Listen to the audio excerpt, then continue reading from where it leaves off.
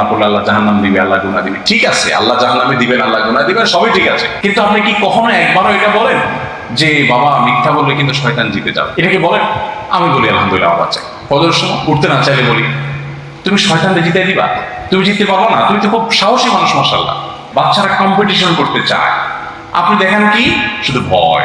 আল্লাহর ভয় বান্দার মধ্যে আসবে, বাচ্চার তো সে বয়সই হয় নাই, আপনি তাকে যে ভয় দেখাচ্ছেন, তাকে আপনি শয়তানের সাথে পরিচিত করান এবং শয়তানের সম্পর্কে আপনি তাকে ধারণা দেন যে সে আপনার ক্ষতি করতে চায়, বাচ্চার ক্ষতি করতে চায়। আমরা বেশিরভাগ মানুষ আল্লাহ তাআলাকে বাচ্চাদের কাছে ভিলেন বানিয়ে রেখেছি নাউযুবিল্লাহ।